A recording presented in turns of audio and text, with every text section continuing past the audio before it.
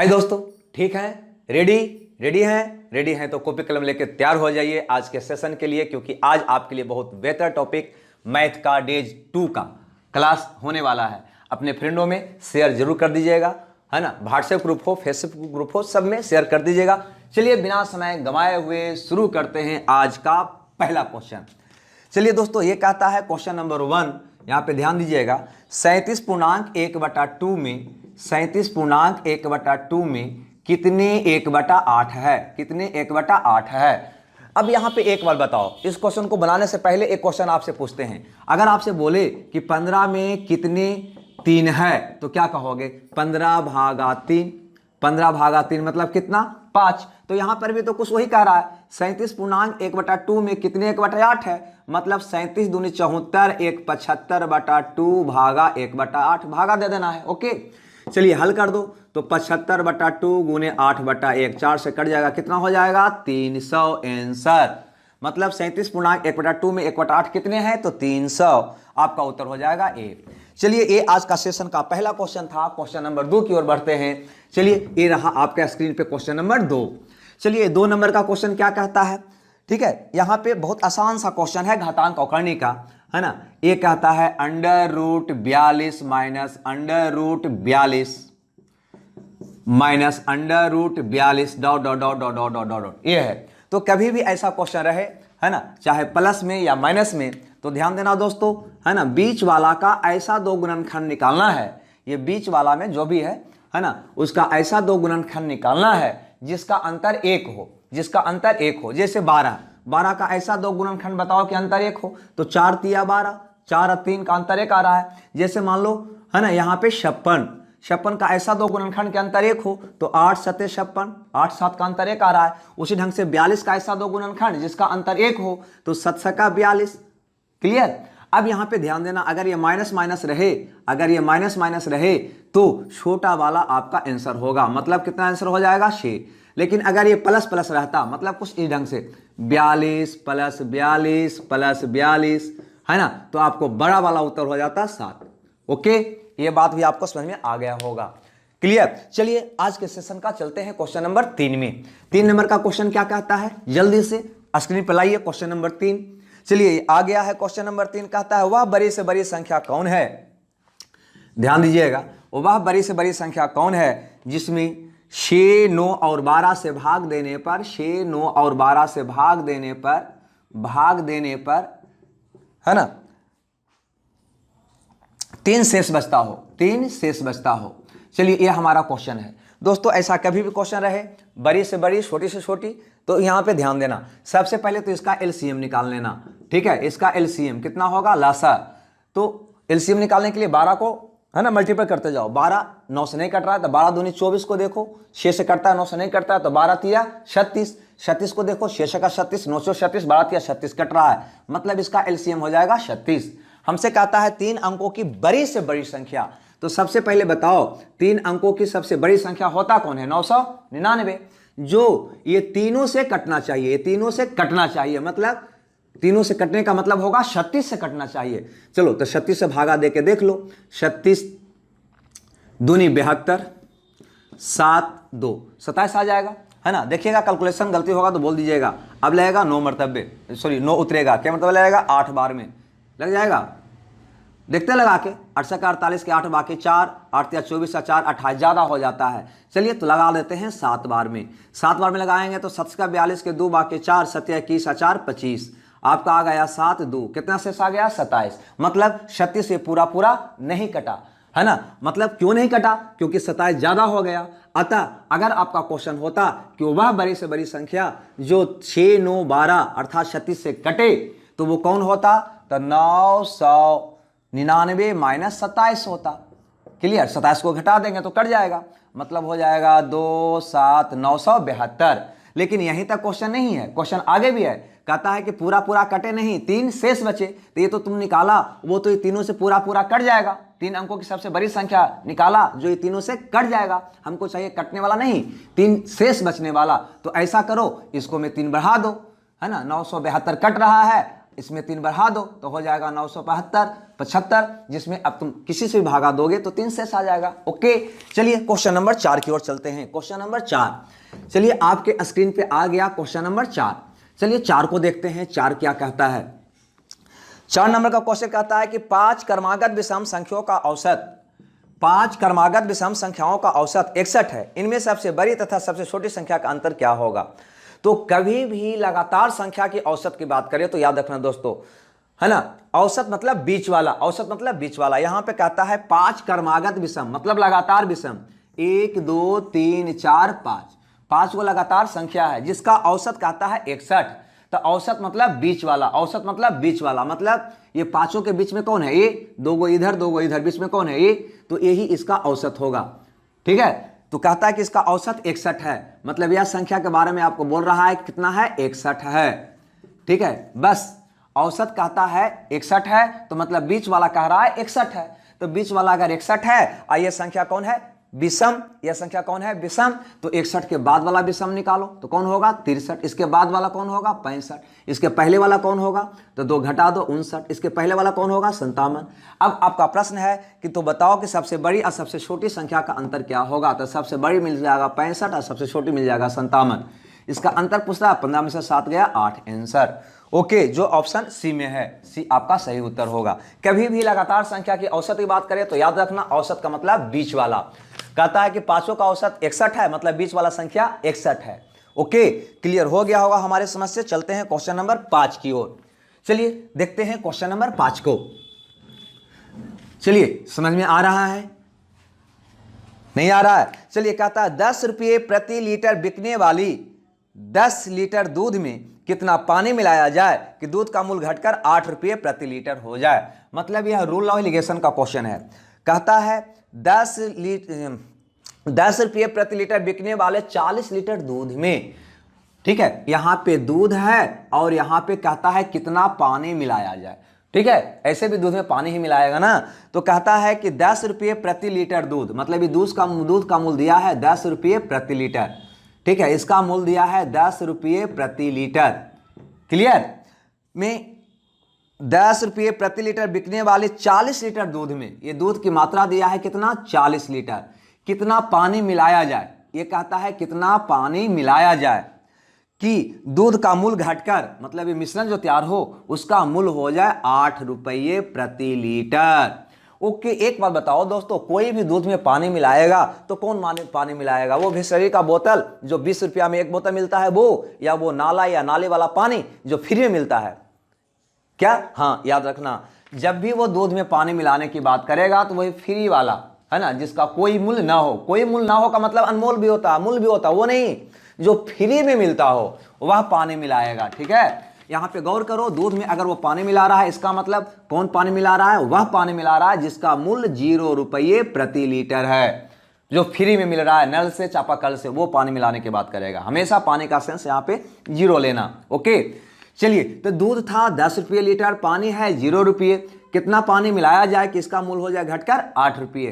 तो ये दोनों के बीच का माने हुआ मिश्रण हुआ है ना, हमेशा ये दोनों के बीच का होना चाहिए। बस ये बड़का में से इसको घटा दो, 10 में से 8 गया, कितना आया 2, और ऐसे घटा दो, इसमें से इसको, 8 में से 0 गया 8, काट दो, कितना आ गया 4:1। मतलब 4 लोटा अगर दूध लोगे तो 1 लोटा पानी लेना होगा। यहाँ पे दूध कितना लिया है 40 लीटर, यहाँ पे कितना आ रहा है 4, तो 4 का वैल्यू हो गया 40 लीटर, तो 1 का वैल्यू हो गया 10 लीटर। कितना पानी मिलाएगा 10 लीटर। ओके, कितना पानी मिलाएगा 10 लीटर। ऑप्शन देख लो, ऑप्शन देख लो, डी में है, डी आपका सही उत्तर होगा। लगता है आप लोग उब रहे हैं क्या, उब रहे हैं, तो क्या किया जाए, आगे या रोक दें, आगे। चलिए आगे देखते हैं क्वेश्चन नंबर 6 नंबर का, जो आपके स्क्रीन पे है। ये क्वेश्चन नंबर 6 क्या कहता है, यहां पे गौर से देखिएगा। कहता है, टाइम एंड वर्क का क्वेश्चन है। कहता है राम और श्याम किसी काम को 6 दिनों में करता है। ध्यान देना दोस्तों, राम और श्याम किसी काम को 6 दिनों में करता है। राम उसी काम को अकेले 10 दिन में करता है। राम किसी काम को अकेले 10 दिन में करता है, ठीक है। श्याम उस काम को अकेले कितना दिनों में करेगा, ये हमसे सवाल है। ध्यान देना दोस्तों, अगर टाइम एंड वर्क का कंसेप्ट आपके पास नहीं है तो सबसे पहले मेरा वीडियो उस पर है है ना, खोज लेना है और उसको देख लेना है। ठीक है, ऐसे यहाँ पे हम बता रहे हैं जब भी टाइम एंड वर्क का प्रॉब्लम हो तो डेज को यहाँ पे लिख लो। उसके बाद फौरन तुम पहले पता करो कुल काम। कुल काम का मतलब जो काम आपके यहाँ करवाना है वो कैसे निकालोगे, तो ये दोनों से कटने वाला संख्या ले लेना। ये दोनों से कटने वाला संख्या होती कौन है ना, तो ये दोनों से कटने वाला सबसे छोटा संख्या होती है इसका एलसीएम। अतः कुल काम ले लेना है ये दोनों का एलसीएम। ठेठ हिंदी में बोले तो कहेंगे कुल काम मतलब ये दोनों का या जो भी डेज है उसका एलसीएम। तो 6 10 का एलसीएम कितना हो जाएगा 30। चलो तो कुल काम हो गया 30। मतलब समझो आपके घर पे टोटल 30 रसगुल्ला बनाना है। कितना रसगुल्ला बनाना है, 30 रसगुल्ला बनाना है। अब यहाँ पे पता कर लेना है इफेंसी। इफेंसी क्या होता है, एक दिन का कार्य। एक दिन का कार्य याद रखना है इसको, इफेंसी मतलब एक दिन का कार्य। ठीक है, वो कैसे पता करोगे, तो ये डेज से ये कुल काम में भागा देकर, तो 6 से 30 में भागा दो कितना आया 5। यहाँ पे 10 से भागा दो कितना आया 3। इसका मतलब समझो, अब एक बार जरूर समझ लो, है ना। आपके घर पे टोटल 30 रसगुल्ला बनवाना है। राम श्याम मिलकर एक दिन में 5 रसगुल्ला बनाता है और राम एक दिन में 3 रसगुल्ला बनाता है। अब एक बात बताओ, राम श्याम दोनों मिलकर अगर 5 रसगुल्ला बना रहा है और राम अकेले अगर 3 रसगुल्ला बना रहा है, इसका मतलब 2 रसगुल्ला कौन बना रहा है, श्याम। 5 में से 3 गया, या राम प्लस श्याम में से राम को घटा दोगे तो श्याम बच ना जाएगा। तो 5 में से 3 गया, कितना आया 2। मतलब श्याम एक दिन में के रसगुल्ला बना रहा है 2 रसगुल्ला। फिर से देखो, राम श्याम एक दिन में 5 रसगुल्ला और राम 3 रसगुल्ला। क्लियर, तो घटा देंगे तो किसका निकल जाएगा, श्याम का। अब यहाँ पे क्वेश्चन था कि श्याम अकेले पूरा काम को कितना दिनों में करेगा। अरे भाई, तो आपके घर पे टोटल 30 रसगुल्ला आपके घर पे टोटल 30 रसगुल्ला बनाना है और श्याम एक दिन में 2 रसगुल्ला बना रहा है और टोटल बनाना है 30 गो, एक दिन बन रहा है 2 गो, तो कितने दिन लगेगा, तो 30 भागा 2 मतलब 15 दिन। Answer okay.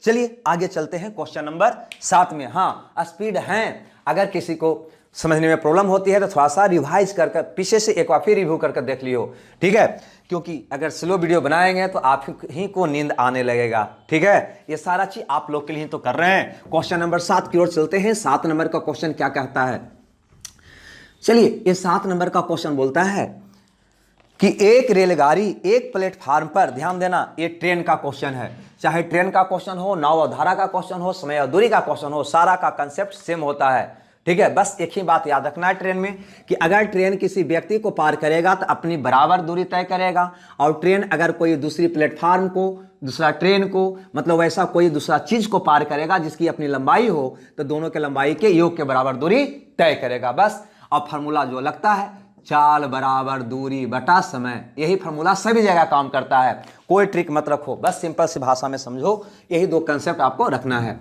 चलिए यहां पर देखते हैं क्वेश्चन नंबर 7 को। कहता है एक रेलगाड़ी प्लेटफार्म पर खड़े एक व्यक्ति को 8 सेकंड में पार करता है। मान लो ये रेलगाड़ी है और ये व्यक्ति है। ठीक है, एक रेलगाड़ी प्लेटफार्म पर खड़े व्यक्ति को 8 सेकंड में पार करता है। कितना सेकंड में, 8 सेकंड में। और आगे बोलता है तथा 264 मीटर लंबे प्लेटफार्म को 20 सेकंड में। यही ट्रेन 264 मीटर 264 मीटर लंबे प्लेटफार्म को 20 सेकंड में पार करता है। आपसे पूछता है कि रेलगाड़ी की लंबाई मीटर में क्या है, रेलगाड़ी की लंबाई मीटर में क्या है। एक बात बताओ दोस्तों, ये तो अभी तुमने सीखा कि आदमी को पार करेगा, आदमी ठीक से नहीं बना, इसका ये 2 पैर हो गया, ये 2 हाथ हो गया, मुड़ी हो गया, है ना। अभी तुमने सीखा कि आदमी को अगर ट्रेन पार करेगा तो अपनी लंबाई के बराबर दूरी तय करेगा। अगर यही ट्रेन अगर कोई दूसरी ट्रेन प्लेटफार्म को पार करेगा तो दोनों के लंबाई के योग के बराबर दूरी तय करेगा। यहां तो ट्रेन की लंबाई कॉमन है। अब सोचो 8 सेकंड में व्यक्ति को पार कर रहा है, 20 सेकंड में प्लेटफार्म को पार कर रहा है, 264 मीटर लंबी प्लेटफार्म को पार कर रहा है। मतलब यह समय ज्यादा, मतलब 12 सेकंड ज्यादा क्यों ले रहा है, क्योंकि इतना दूरी एक्स्ट्रा तय कर रहा है। तब तो हम कह सकते हैं कि 264 मीटर की दूरी वह तय करता है 20 में से 8 गया 12 सेकंड में। कह सकता है कि नहीं कह सकता है। अरे पहला स्थिति में उसको लग रहा है 8 सेकंड, दूसरा स्थिति में लग रहा है 20 सेकंड। क्यों ज्यादा लग रहा है, क्योंकि ज्यादा दूरी तय कर रहा है। कितना ज्यादा दूरी तय कर रहा है, 264 मीटर। तो यही 264 मीटर को तय करने में उसको 12 सेकंड का समय लग रहा है। बस, तो निकल गया दूरी 264 मीटर, समय हो गया 12 सेकंड। तो चाल ट्रेन का क्या होगा, तो चाल बराबर दूरी बटा समय। तो दूरी हो गया 264 मीटर, समय हो गया 12, भागा दे दो, 12 दूनी 24, अब 12 दूनी 24, कितना हो गया 22 मीटर प्रति सेकेंड। लेकिन हमें ट्रेन की लंबाई पूछता है, ट्रेन की लंबाई, लंबाई का मतलब दूरी, लंबाई का मतलब दूरी, दूरी बराबर क्या होता है चाल गुने समय, चाल गुने समय। तो देखो यहां पे चाल तो तुम पता कर लिया 22 मीटर प्रति सेकेंड। समय की बात यहां से ले लेते हैं, जब इसको पार कर रहा है व्यक्ति को तो कितना दूरी तय किया होगा अपनी लंबाई के बराबर, है ना, और वही हमको निकालना है दूरी। चलो तो यहां से ले लेते हैं, समय कितना लगा अपनी लंबाई के बराबर दूरी तय करने में 8 सेकेंड। तो चाल हो गया 22 और समय हो गया 8, गुना कर दो 8 दूनी 16, 16 बाकी 176 मीटर आंसर। ट्रेन की लंबाई कितना होगा 176 मीटर, जो ऑप्शन बी में है, अतः बी आपका सही उत्तर होगा। थोड़ा ज्यादा स्पीड है क्या, चलिए कमेंट्स करके बता दीजिएगा, अगले वीडियो में हम स्लो हो जाएंगे। ओके, लेकिन हाँ आप अपने ग्रुप में शेयर जरूर वीडियो को कर दीजिएगा, ताकि हम अगला वीडियो बहुत उत्साह के साथ आपके बीच इसी प्रकार से हम लाएं। Okay bye. आगे देखते हैं क्वेश्चन नंबर 8। ये क्वेश्चन नंबर 8 क्या कहता है, चलिए क्वेश्चन नंबर 8 में चलते हैं। हाँ वही क्वेश्चन जो हम यहाँ पे पिछले क्लास में हम देखे थे, लेकिन वो सेक और टेन से जुड़ा हुआ था। यहाँ पे क्वेश्चन नंबर 8 में बोलता है कि 3 sign theta plus 5 cos theta बराबर 5, तो 5 sine theta minus 3 cos theta का मान क्या होगा। याद रखना दोस्तों, साइन और कॉस का केस 3 को तो आइडेंटिटी होता है जो जिस पे क्वेश्चन बनता है, पहला साइन और कॉस वाला बनता है। इसमें एक बात याद रखना, ठीक है, आपसे करेगा क्या कि A sine theta plus B cos theta का मान लो दे देगा सी, ठीक है, और आपसे पूछेगा क्या, तो ये दोनों जो गुणांक देख रहा है ना, ए और बी दिखाई दे रहा है, ए और बी, उसको चेंज कर देगा, मतलब बी को यहां कर देगा और ये बिल्कुल स्थिर रहेगा साइन थीटा, यहां पे माइनस कर देगा, ए को यहां कर देगा और कॉस के स्थान पे कॉस ही रह जाएगा, है ना, इसका मान पूछ देगा। या ये नहीं पूछेगा तो क्या करेगा, इसमें गुणांक हम चेंज किए, अगला में ये वाला चेंज कर देगा, त्रिकोणमितीय निष्पत्तियां हैं उसको चेंज कर देगा, मतलब ए को रहने देगा और साइन के स्थान पे कॉस को कर देगा और बी को रहने देगा, कॉस के स्थान पे साइन को कर देगा। मतलब एक बार या तो ए बी को चेंज कर देगा या फिर साइन कॉस को चेंज कर देगा। और ये दोनों का अगर मान की बात करें तो ये दोनों का मान निकालना हो तो याद रखना A square plus B square minus C square. अगर ये फॉर्मूला आप याद रखते हो तो बहुत आसानी से ऐसे क्वेश्चन को बना लोगे, ठीक है। तो यहां पर देखो प्लस वाला का मान दिया, माइनस वाला का मान पूछता है, तो सीधे आ जाओ अंडर रूट ए स्क्वायर मतलब कितना हो जाएगा 3 स्क्वायर, प्लस बी स्क्वायर मतलब कितना हो जाएगा 5 स्क्वायर, माइनस सी स्क्वायर मतलब 5 स्क्वायर, ठीक है, इसी कट जाएगा 9 का वर्गमूल 3 आंसर। चलिए देखते हैं क्वेश्चन नंबर 9 को, 9 नंबर का क्वेश्चन, ठीक है। ये 9 नंबर का क्वेश्चन क्या कहता है, जल्दी से आपके स्क्रीन पे है, आप लोग भी ट्राई कीजिए जब तक हम इस बोर्ड को साफ कर लेते हैं। चलिए साफ हो गया बोर्ड और यहाँ पे क्वेश्चन भी दिखाई दे दिया, बहुत बढ़िया सा क्वेश्चन है क्वेश्चन नंबर 9, ठीक है दोस्तों। ये कहता है कि 72 सेंटीमीटर वर्ग सेंटीमीटर क्षेत्रफल वाले त्रिभुज एबीसी का केंद्रक जी है, ठीक है। यहां पे ध्यान देना, एक यहां पे त्रिभुज दिया है जिसका एरिया दिया है 72 सेंटीमीटर, 72 वर्ग सेंटीमीटर। कहता है एबीसी, इसका नाम दिया है ए बी और सी। आगे बोलता है इसका केंद्रक जी है, केंद्रक जी है। केंद्रक किसको कहते हैं, तो माध्यिका के कटान बिंदु को, मान लो ऐसे माध्यिका खींचा गया होगा, माध्यिका का मतलब सम्मुख भुजा के मध्य बिंदु को शीर्ष से जो मिलाने वाली रेखा होता है ये माध्यिका होता है ना। ए माध्यिका हो गया, ए माध्यिका हो गया और ए माध्यिका हो गया, ये माध्यिका का जो कटान बिंदु है वही कहलाता है जी। और ए डी, बी ई और सी एफ इसकी 3 माध्यिका है। तो आपको बताना है कि area of triangle B D G का मान क्या होगा, बस ये मेरा क्वेश्चन है। याद रखना दोस्तों, किसी भी त्रिभुज में याद रखना, बहुत बढ़िया सा कंसेप्ट है, जरूर याद रखना, है ना। हम पर सेशन में एक ज्यामिति का, एक त्रिकोणमिति का और एक अलजेब्रा का क्वेश्चन जरूर ऐड करेंगे, ताकि आप पे बर्डन न पड़े और धीरे धीरे इसका सारा कंसेप्ट आप सीख जाएं। लेकिन हाँ, ये सीरीज लगातार आप पर डे जरूर देखें, क्योंकि इससे सारा टॉप का टाइप का क्वेश्चन आपको धीरे धीरे मिल जाएगा और कोई क्वेश्चन रिपीट नहीं करेगा, है ना। ये मेरा वादा है आपसे, बिल्कुल सब अलग अलग क्वेश्चन होगा और बिल्कुल है ना, उस आधार पे आगे भी क्वेश्चन आएगा जो आराम से आप बना लेंगे। चलिए, अगर किसी भी त्रिभुज में, है ना, इसकी माध्यिका, माध्यिका का मतलब इसका मध्य बिंदु को मिलाने वाली रेखा, ये माध्यिका, ये हो गया इसका माध्यिका, ये हो गया इसका माध्यिका, माध्यिका को मिलाया जाए तो माध्यिका का जो कटान बिंदु होता है वो गुरुत्व केंद्र कहलाता है। और यह गुरुत्व केंद्र इसको 2:1 में बांटता है। ये होगा 2 तो ये होगा 1, ये होगा 2 तो ये होगा 1, ये होगा 2 तो ये होगा 1। ठीक है, पहली बात, माध्यिका मान लो AD है तो AG अनुपात GD बराबर हो जाएगा 2:1। पहला बात ये याद रखना। ठीक है, दूसरा बात है ना कि जब माध्यिका, तीनों माध्यिका को मिलाओगे तो 1 2 3 4 5 6 त्रिभुज बनेगा। कितना त्रिभुज बनेगा? 1 2 3 4 5 6 त्रिभुज बनेगा। ओके, और सबसे बड़ी खासियत है दोस्तों कि ये छेवो त्रिभुज का एरिया आपस में बराबर होगा, बिल्कुल 100% बराबर होगा। मतलब अगर इसका 1 है तो सबका 1 1 1 होगा। क्लियर? यहां पे गौर करो, आते इस क्वेश्चन पे, यहां पे तीनों माध्यिका मिलाया गया था तो 1 2 3 4 5 6 त्रिभुज बना। तो छेवो त्रिभुज का एरिया क्या होगा? बराबर होगा। बराबर का मतलब पूरा का एरिया, पूरा ट्रायंगल का एरिया अगर 72 है तो प्रत्येक का एरिया होगा 72/6, वर्षा का 72 कितना होगा? 12 12, इसका 12 होगा, इसका भी 12, इसका भी 12, इसका भी 12, इसका भी 12, इसका भी 12, जोड़ के देख लो 72 आ जाएगा, वर्षा का 72 आ जाएगा। बस यही कंसेप्ट याद रखना है। हमसे क्या पूछता है? BDG, तो BDG का एरिया क्या होगा? देखो ना यहाँ पे 12 है तो 12 होगा। क्लियर? अगर पूछता है कि त्रिभुज BGC का एरिया क्या होगा तो 12 12 24 होगा, है ना। अगर किसी और का भी पूछता तो हम बता देते उसको। Okay, bye bye. अभी नहीं कहे, अभी और बताना है। चलिए, हाँ गलती से बोला गया बाय, क्योंकि अभी एक क्वेश्चन और बच रहा है, वो है क्वेश्चन नंबर 10। चलिए 10 नंबर के क्वेश्चन की ओर जाते हैं। चलिए क्वेश्चन नंबर 10 क्या कहता है भाई? चलिए, ये रहा आपके स्क्रीन पे क्वेश्चन नंबर 10, और ये आपका क्वेश्चन है परसेंटेज से है।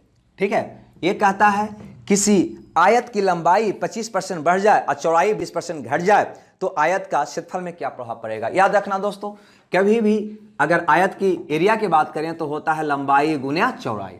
आयत की लंबाई में कहता है कि 25% का वृद्धि हो जाए और चौड़ाई में कहता है कि 20% का कमी हो जाए तो इसका एरिया में क्या परिवर्तन होगा?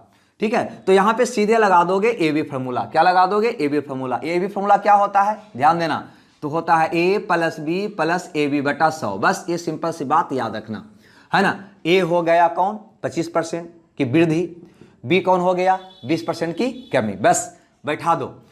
तो एरिया में क्या परिवर्तन होगा? तो हो जाएगा प्लस माइनस लेकर चलना। क्या होगा? +25 -20 प्लस माइनस माइनस, ये दोनों को गुना करके 100 से भागा दे देना है। तो 25 गुना 20 करोगे तो कितना हो जाएगा? 500 में 100 से भागा दोगे तो कितना आ जाएगा? 5। तो हो गया 25 - 25 मतलब 0%। तो दोस्तों ये था आपका क्वेश्चन नंबर 10 आज के सेशन का। अब हम मिलते हैं अगले क्लास में। जब तक आप ये वीडियो देखें हम चलते हैं। Tata, bye bye, bye bye.